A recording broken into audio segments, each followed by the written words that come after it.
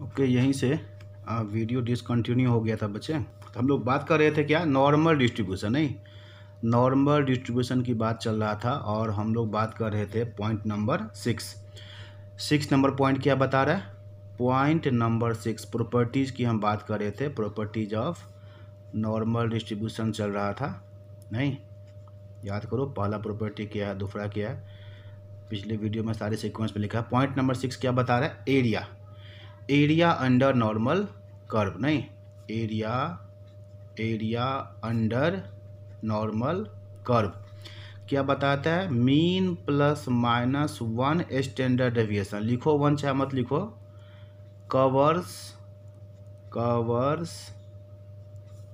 Dot dot ऐसे पूछेगा, percentage of total area, ऐसे क्वेश्चन आ सकता है। और आपके सामने ऑप्शन भी रहेगा, याद करो। और क्या दूसरा पॉइंट है, mean plus minus 2 standard deviation covers what percent of area, यहाँ पर भी रहेगा दूसरा रिजल्ट। या तीसरा क्या है, mean plus minus 3 standard deviation, ये कितना परसेंट कवर करता है एरिया, ये कितना परसेंट एरिया कवर करेगा। तो यही रिजल्ट है जो आपको बिल्कुल याद रखना है। इसके बारे में मैंने बताया था क्या, 68.27, ये स्टैंडर्ड रिजल्ट है, जो आपको याद रखना पड़ेगा। ठीक, इसमें कितना परसेंट जी, 95.45%। और 3 लगा दोगे ना तो 99.73%। अब 99.73% का मतलब क्या हुआ, लगभग 100% इसी में आ गया। तो और इससे आगे जाने की ज़रूरत नहीं है, ये आपको रिजल्ट है जो आपको याद रखना पड़ेगा।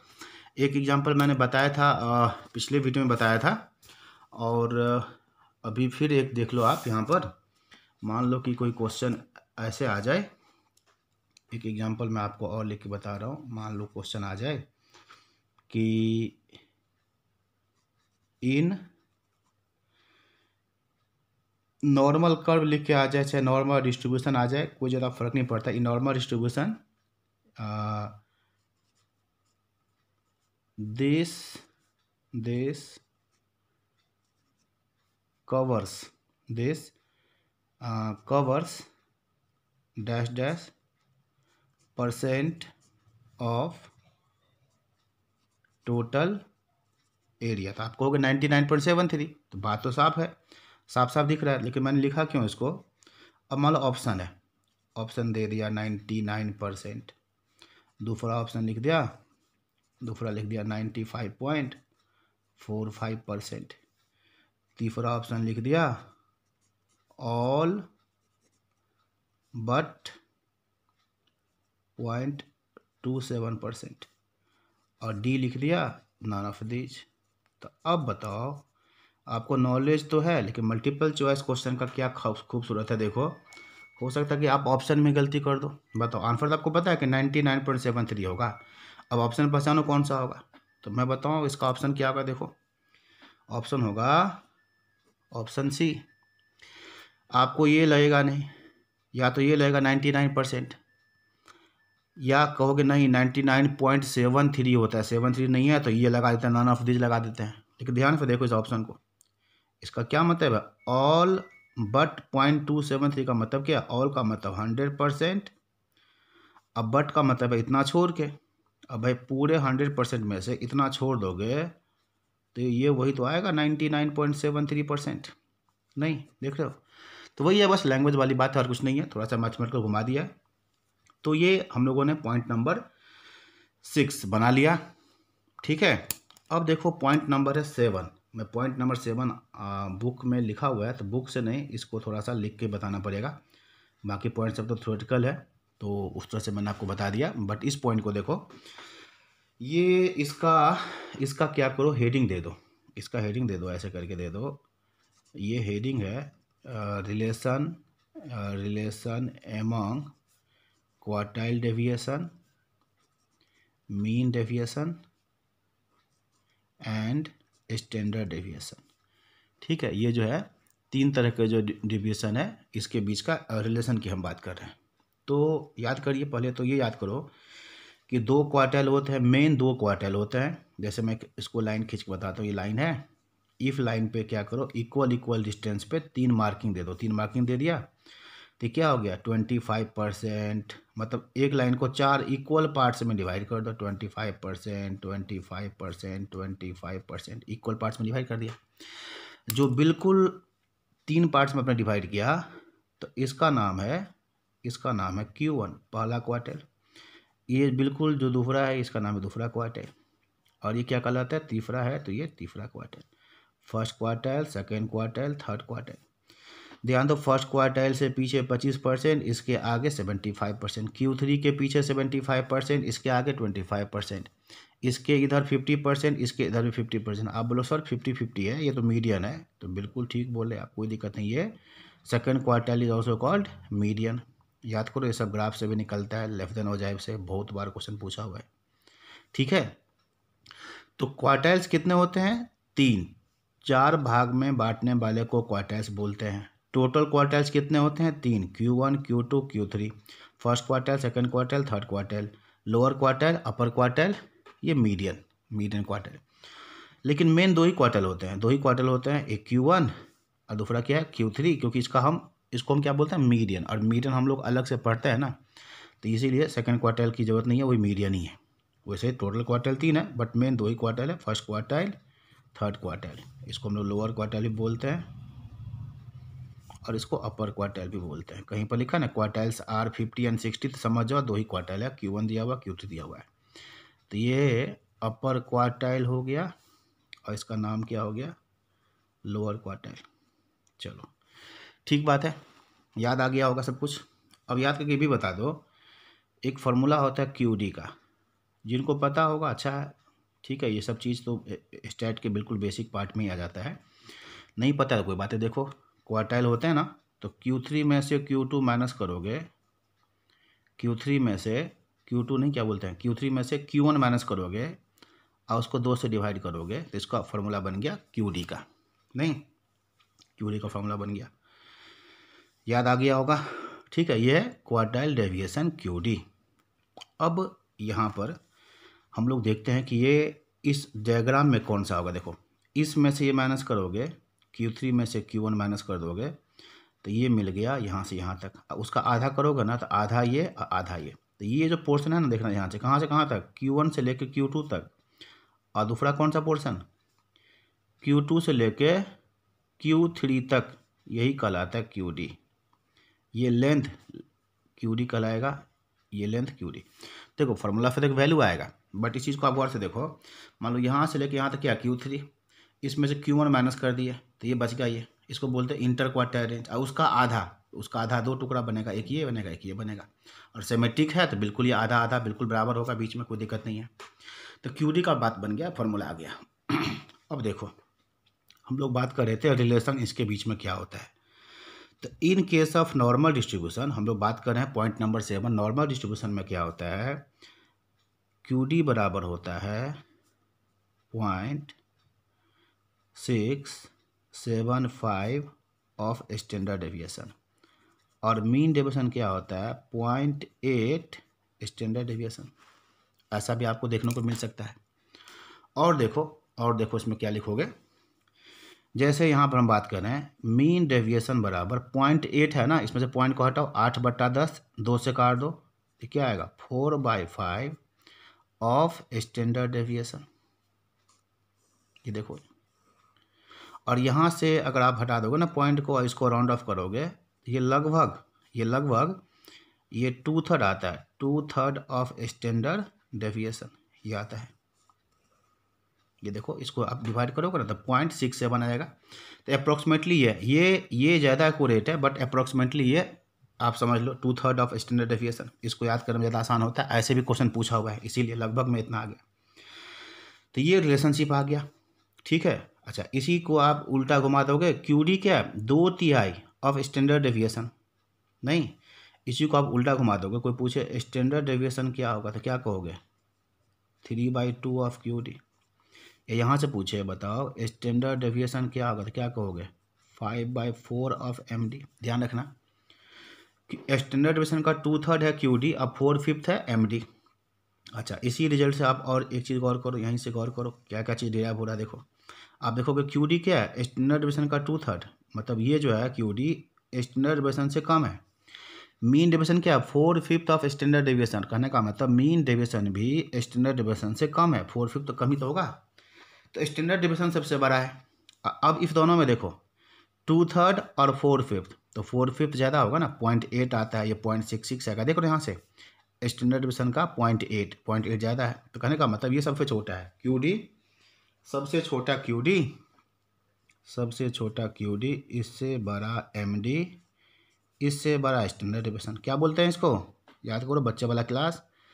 कैसे अरेंज किया आपने इसको, असेंडिंग ऑर्डर में, असेंडिंग ऑर्डर या इंक्रीजिंग ऑर्डर जो बोल दो। नहीं, ये सब क्वेश्चन पूछा भाई, ये पूछा हुआ है, ऐसे पूछा हुआ है, ऐसे पूछा हुआ है, ये ऑर्डर पूछा हुआ है। डिसेंडिंग ऑर्डर अगर करें, डिक्रीजिंग ऑर्डर, डिक्रीजिंग कर दोगे तो क्या होगा, सबसे बड़ा स्टैंडर्ड डेविएशन, सबसे बड़ा स्टैंडर्ड डेविएशन, उससे छोटा मीन डेविएशन। नाम ही ये मीन डेविएशन, तो याद रखना बीच में होता है, और सबसे छोटा क्वार्टाइल डेविएशन। देख लो इस रिजल्ट को देख करके हम लोग। अच्छा, इसमें मान लो स्टैंडर्ड डेविएशन दिया है, गौर करो थोड़ा, इस चीज़ को मैं आगे लिखूंगा, बट यहाँ देखना स्टैंडर्ड डेविएशन दिया है तो क्वार्टाइल डेविएशन आ जाएगा, स्टैंडर्ड डेविएशन दिया है तो मीन डेविएशन आ जाएगा। देख लो, एक इन तीनों में से कोई एक दिया हो ना तो बाकी दो निकल जाएगा।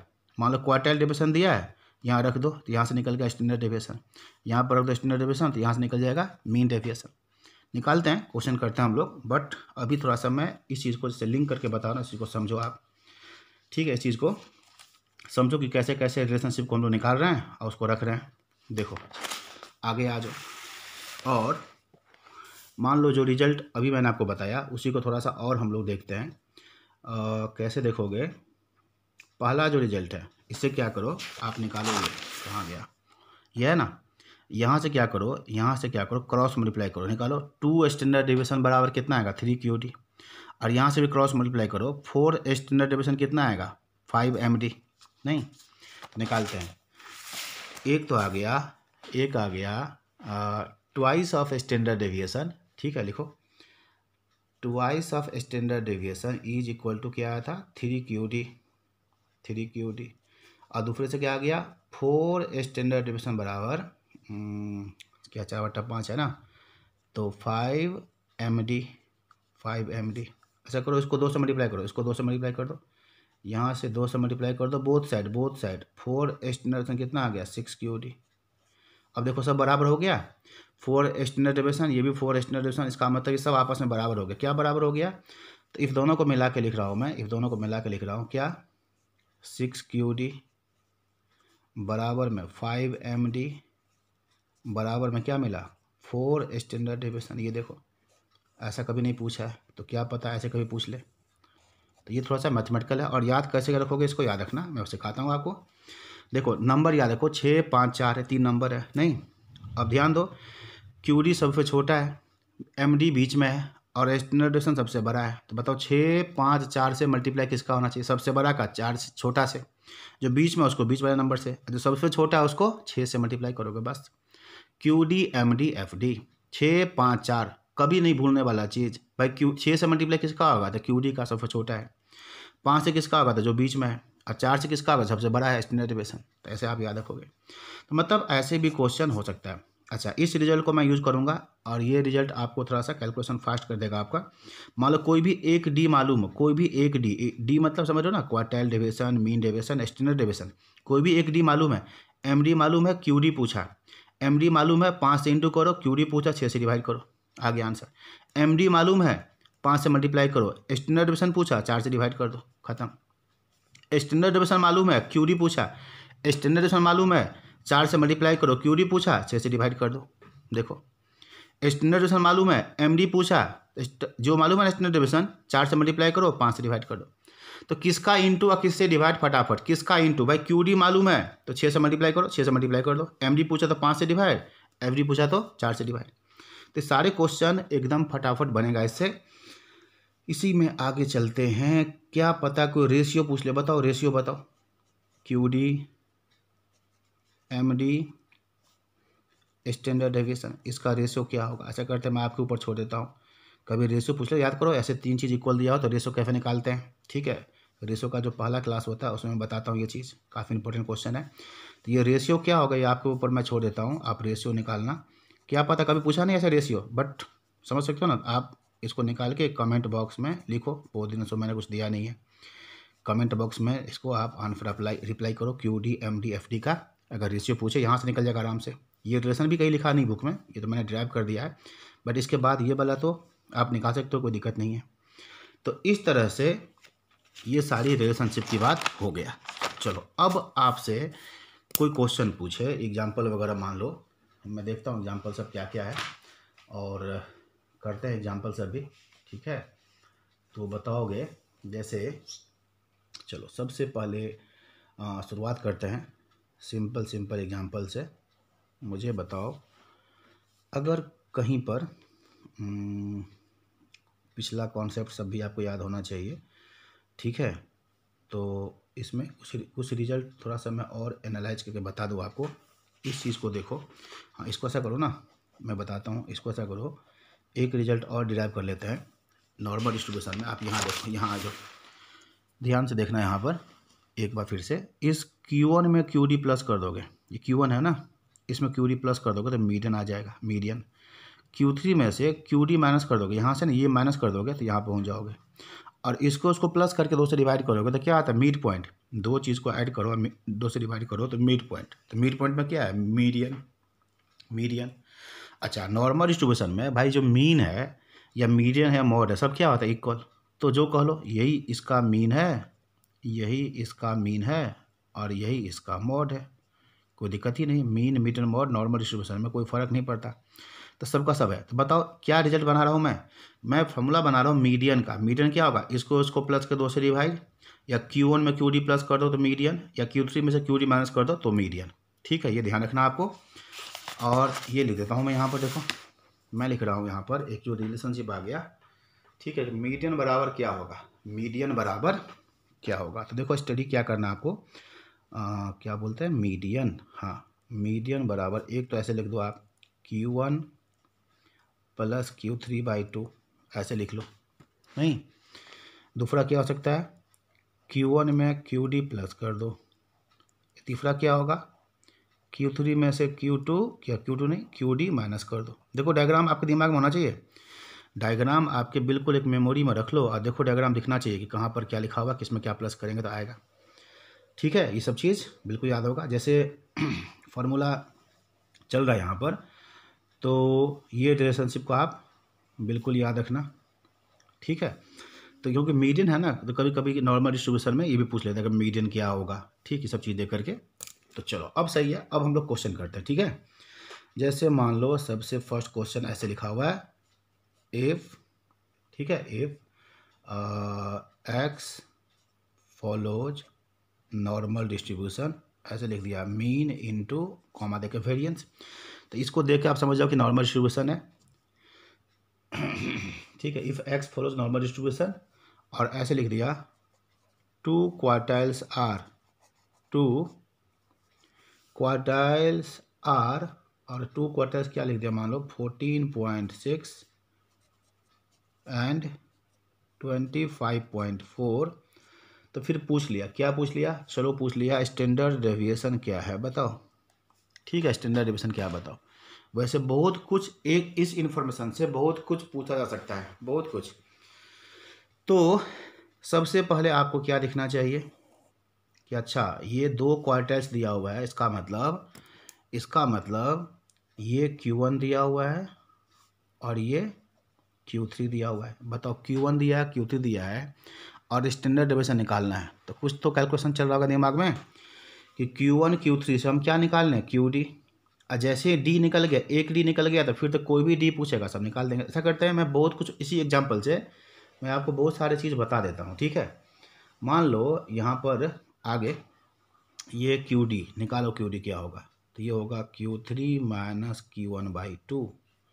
Q3 कितना है जी, 25.4 माइनस 14.6 डिवाइड में 2 कर दो, तो सोल्व करोगे तो आंसर क्या आएगा, आंसर आएगा 5.4। चलो ठीक है, आ गया, QD आ गया।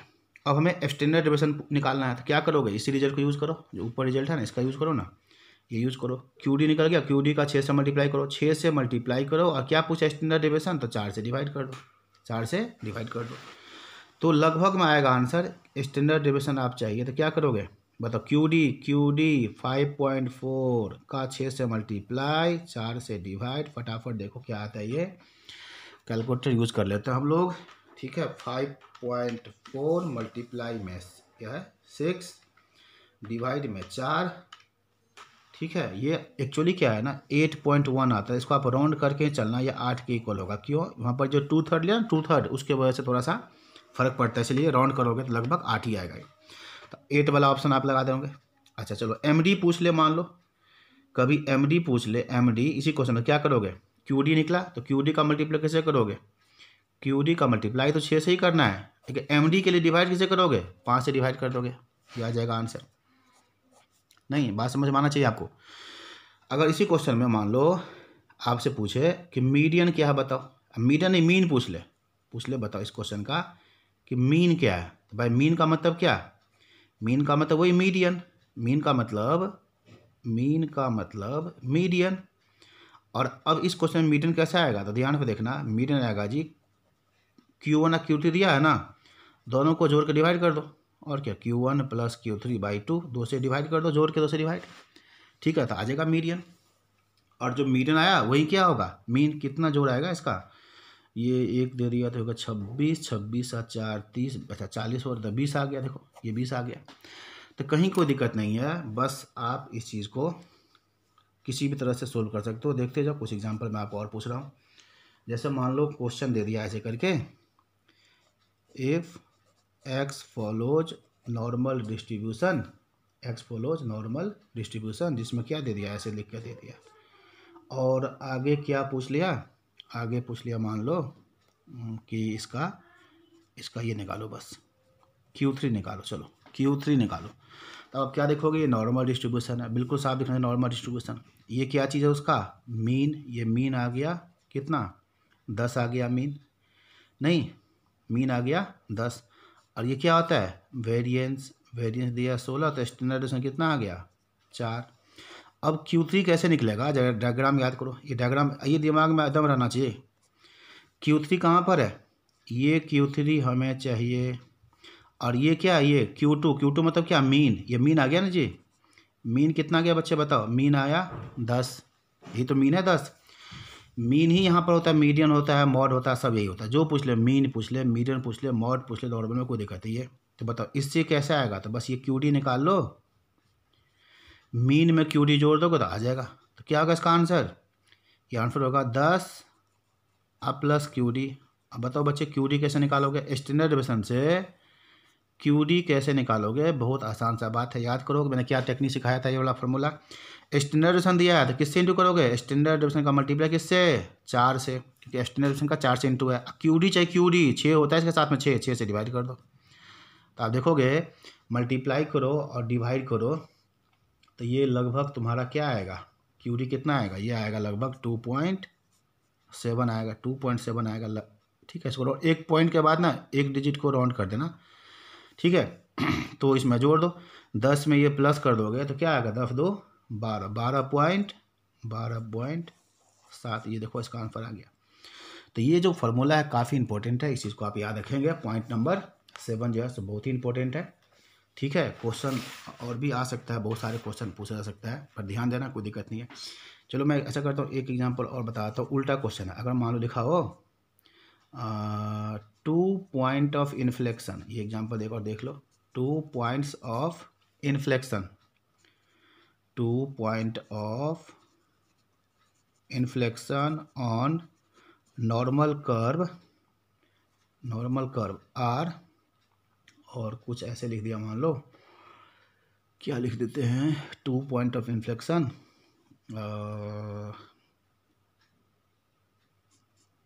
14 and 26, ये दिख दिया, ठीक है। तो क्वेश्चन क्या पूछा इसमें, फाइंड मीन डेविएशन, ये देखो पूछा मीन डेविएशन निकालो। तो अब आप फिर चीज़ को एनालाइज करो, क्या दिया हुआ है, क्या निकालना है बताओ। Point of inflection normal curve के ऊपर याद करो क्या होता है। नॉर्मल कर्व के ऊपर पॉइंट ऑफ इन्फ्लेक्शन क्या होता है, पॉइंट ऑफ इन्फ्लेक्शन क्या होता है। तो मैंने बताया था मीन में एक बार स्टैंडर्ड से माइनस करो और मीन में एक बार प्लस करो, यही दोनों होता है पॉइंट ऑफ इन्फ्लेक्शन। दो दिया हुआ है, 14 दिया हुआ है, 26, माइनस वाला 14 होगा, प्लस वाला 26 होगा। दोनों का ऐड करो, दोनों को ऐड कर दो, ऐड करो, ये कट जाएगा तो टू मीन बराबर कितना हो जाएगा, टू मीन बराबर, इसको ऐड करो कितना 40, तो 40 होगा ना, हाँ 40, तो मीन कितना हो जाएगा 20, मीन आ गया 20। ठीक है, अच्छा मीन आ गया 20, तो यहाँ पर मीन को रखो 20, तो बताओ स्टैंडर्ड डेविएशन कितना आ जाएगा। यहाँ पर मीन दोनों को सोल्व कर लो और क्या, तो 20 में से ये आ गया। अब बताओ स्टैंडर्ड डेविएशन आ गया, तो स्टैंडर्ड डेविएशन आ गया तो एमडी क्या होगा, बहुत सिंपल। बताओ स्टैंडर्ड डेविएशन किससे मल्टीप्लाई, 4 से, एफडी का 4 से इंटू एमडी का 5 से और क्यूडी का 6 से। तो ये स्टैंडर्ड डेविएशन दिया है 6, दिया है स्टैंडर्ड डेविएशन 4 से इंटू करो, क्या पूछा एमडी, एमडी पूछा है तो 5 से डिवाइड कर दो, कहीं कोई दिक्कत नहीं है। क्या आ गया ये 24 डिवाइड में 5, मतलब ये तो सोल्व हो जाएगा 4.8। तो समझो कैसे इन सब चीज़ को मिला के यूज करोगे, ये बात पता होना चाहिए आपको। ठीक है, चलो हम लोग आगे बढ़ते हैं और बताते हैं पॉइंट नंबर 8। ये पॉइंट नंबर 8 है प्रॉपर्टी का, ये 8वां पॉइंट है बच्चे। अब ये क्या होगा तो आपको याद होना चाहिए, इसका नाम है एडिटिव प्रॉपर्टी। ये है एडिटिव प्रॉपर्टी, याद करो एडिटिव प्रॉपर्टी। दो बाइनोमियल को कब ऐड करते हैं, दो पॉइसन को कैसे ऐड करते हैं, वही बात यहाँ भी है। मान लो ये क्या बताता है, दो नॉर्मल को कब ऐड करोगे और कैसे करोगे, याद करो।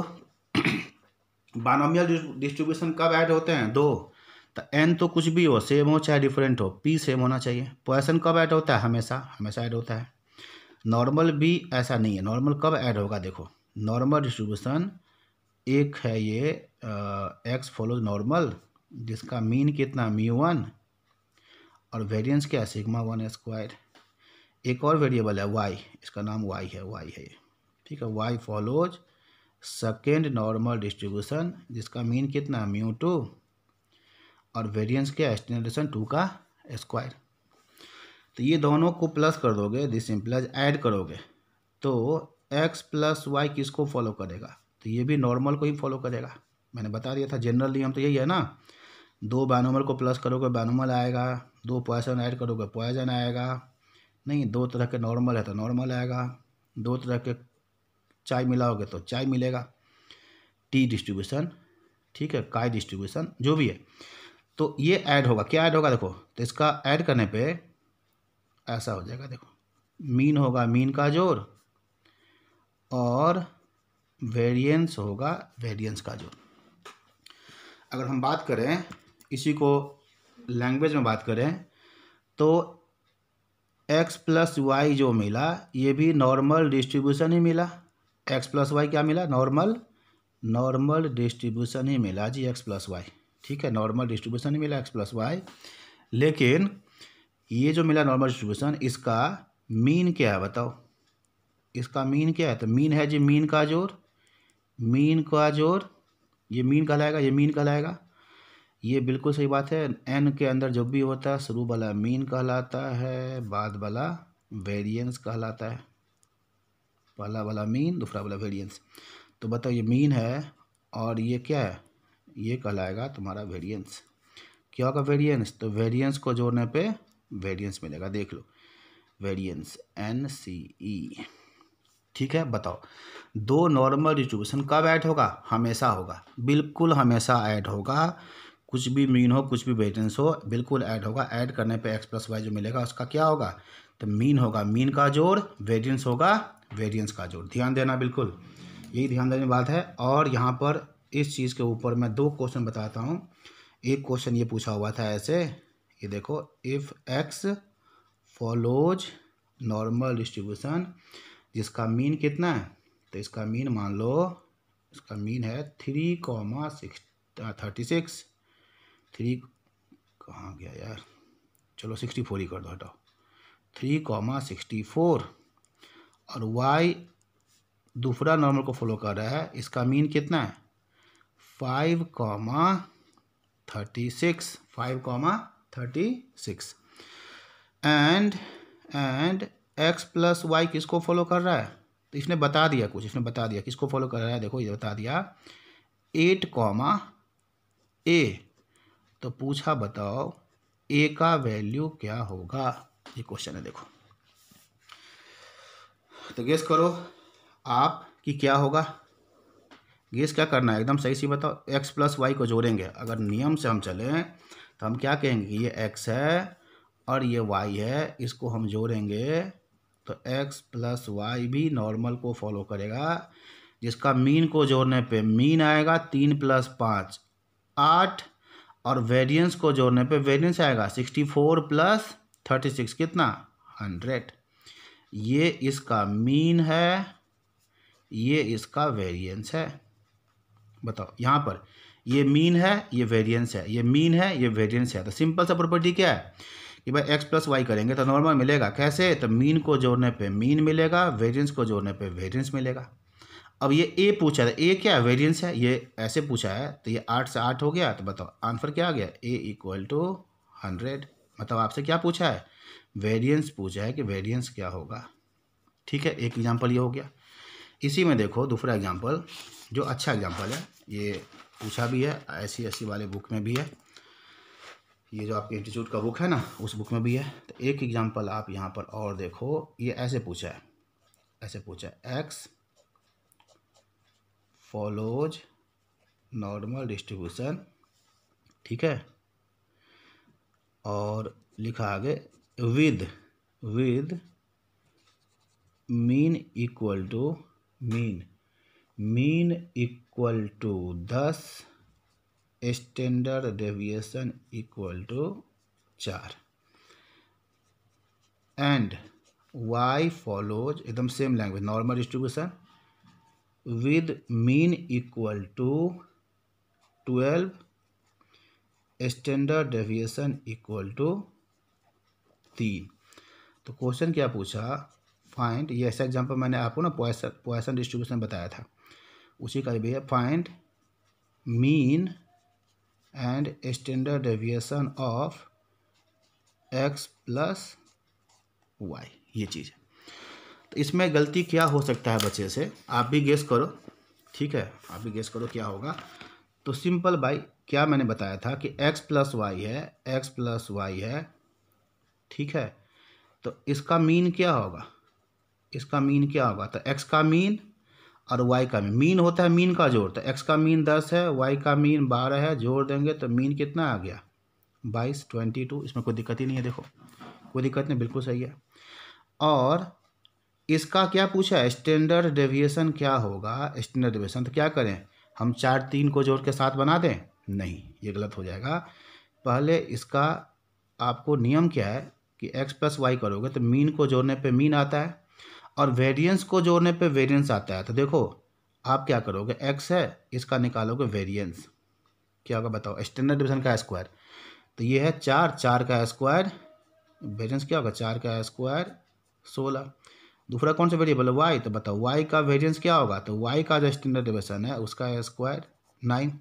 तो अब बताओ x प्लस वाई करोगे ना, x प्लस वाई, तो बताओ x प्लस वाई का वेरिएंस क्या होगा? x प्लस वाई का वेरिएंस क्या होगा? दोनों को जोड़ेंगे तो वेरिएंस क्या होगा? वेरिएंस का जोड़। ये अब इसको जोड़ दो, 16 और 9 25, 25, 16 + 9 25।